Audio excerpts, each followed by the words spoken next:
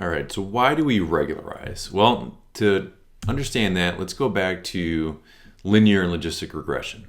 Now, one thing we didn't talk too much about is the fact that both of these type of models and algorithms actually make some pretty strong assumptions. For example, they assume a linear relationship. They assume that there's more observations than predictors, because if you have more predictors than observations, you run into problems with having multiple so-called optimal solutions, which is not a good thing. And a real big one is it assumes that there's no or little multicollinearity. And there's other assumptions. But honestly, this last one right here is one of the biggest ones that we run into. And so as we add more predictive variables, it becomes much more likely that we're going to violate some of these assumptions, and especially that third bullet, the idea of multicollinearity. And when we violate these assumptions, what results is often flawed interpretations of the coefficients and poor prediction results. So let's look at a simple example. If we look at our Ames data, there's two variables, ground live area, that's the total living square footage of a home, and then total rooms above ground level. And so you would think that these are highly correlated. In fact, they are. If we were to look at the correlation between total rooms above ground and ground live area, we have about a 0.8 correlation, because as a home gets larger, right, more square footage, then they typically have more rooms. Now, both of these are also related to our response variable, sale price. Now, when we use models that have these correlated predictor variables, interesting things can happen. So for example, let's take a look. Here we do a linear regression model that includes sale price is a function of both the ground live area and the total rooms above ground.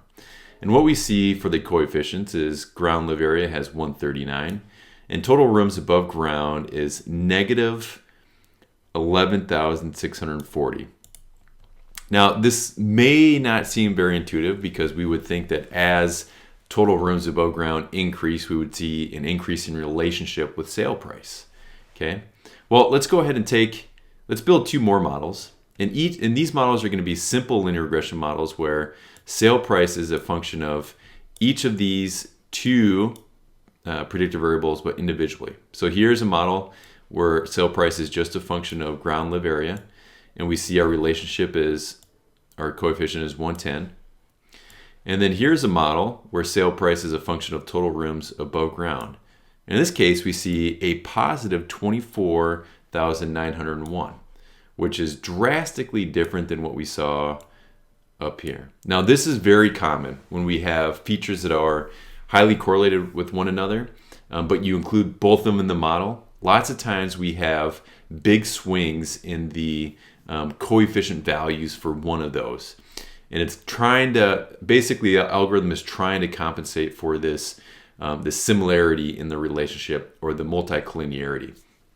And so what happens are these very weird coefficients that don't always make sense. And it can actually hurt model performance. Now, those are just two variables. If we were to actually look at all of the predictor variables within our data, don't worry too much about all this code, but what we're doing is getting the correlation between all the features, and we're identifying those correlations that have high values. And you can see we have many correlations that are basically above 0.5, which can be considered moderate to strong, and that can have big impacts, right? And if we actually were able to scroll down and look at all of them, you would see that there's a lot more features that are highly correlated with one another. So back to the question of why do we regularize? Well, the idea of regularization is that we're trying to constrain the total size of the coefficient estimates. And by constraining, we can actually help to reduce the magnitude and these kind of fluctuations in the coefficient values that we just saw in that example, ground live area and total rooms above ground.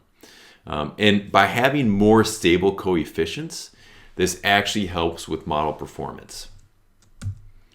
So how do we do this? Well, let's go back to linear regression. And recall that linear regression, our objective is to minimize the sum of squared errors, or also known as the residual sum of squares, right? We're looking at the difference between the predicted value and all of the actual values. These are the residuals, and we're trying to find a line that minimizes the total squared value of all these residuals.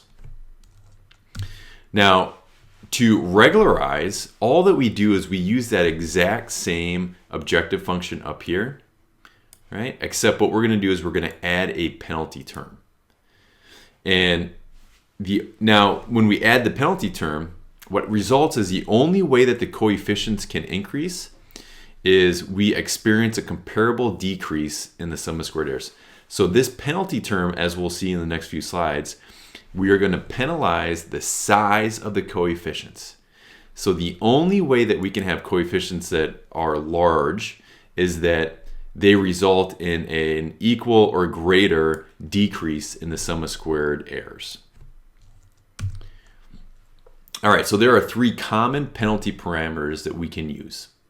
They're called ridge, lasso, and elastic net, which is just a combination of ridge and lasso. So let's take a look at these.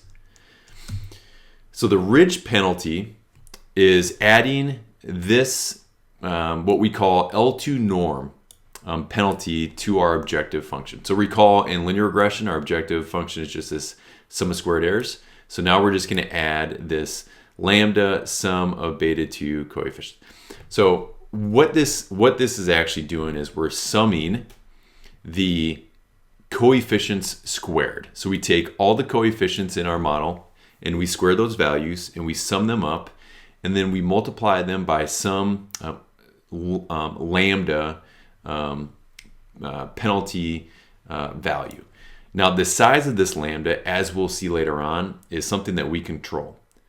But when lambda equals 0, right, when this is 0, right, that just zeroes this all out.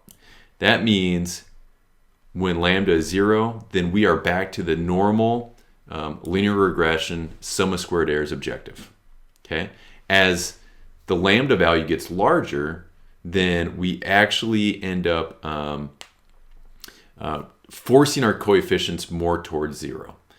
Okay, so let's look at this picture on the right because this kind of helps explain it.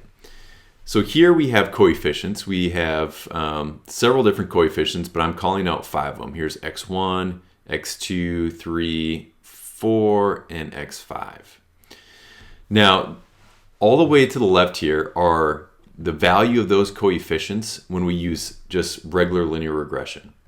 But you can see as we increase the lambda value, as we increase this penalty right here, our coefficients basically all start to kind of squish down and get migrated towards the value of 0. Now, they never ever reach the value 0 when we use a ridge penalty parameter, but they get very close to 0. So the key thing here is in ridge, we actually retain all of our features, but many of them are going to get pushed to very close to 0 as the lambda value gets larger.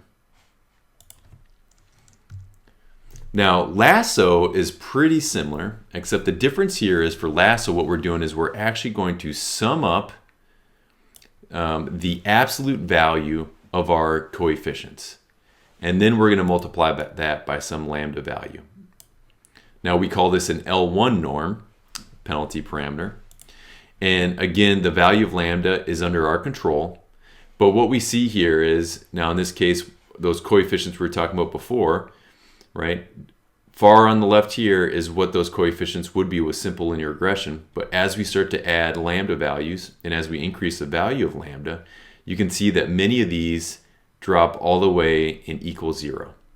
So the big difference here between ridge and lasso is lasso will push some of our features to have coefficients equal to 0. And that's what we call performing automated feature selection. Okay,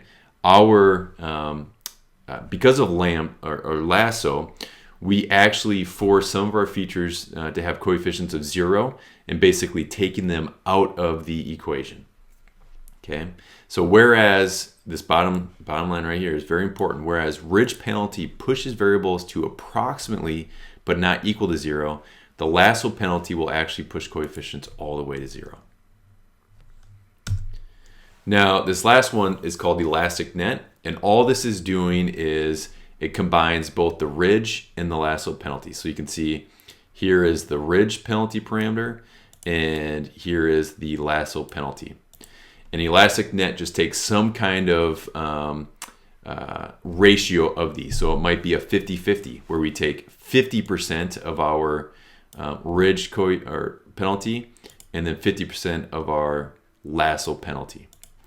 Okay, and so what this provides is, with ridge regression, ridge is actually more effective at controlling for multicollinearity. However, lasso is often better when we have a lot of what we call noisy variables or features in our data, and we want to just eliminate a bunch of them, right? So lasso does a good job of pushing those coefficients to zero and effectively eliminating those features. So an elastic net kind of balances these benefits of both of these, the ridge and the lasso penalty parameters. All right, so which to choose? So we have three different types of regularization penalties. We have a ridge, a lasso, and elastic net. Ridge typically does better in controlling multicollinearity. So if we have a lot of features that do a lot of features that are highly correlated with one another, but we don't think that there's a lot of just flat out noise or non-important features, ridge typically will do better. Lasso, if we have a lot of features that are just kind of noisy, that are not very important, they can add problems in our models or for our algorithms, and lasso does a good job of just eliminating those noisy features. And then elastic net just provides the best of both worlds, because often we don't know, what our features are like within our data. We don't know if they're just purely highly correlated, or if some of them are noisy and not important. So elastic net kind of provides that balance. And the optimal penalty is driven by the data, and usually something we need to determine during the modeling process, going through what we call a hyperparameter tuning procedure.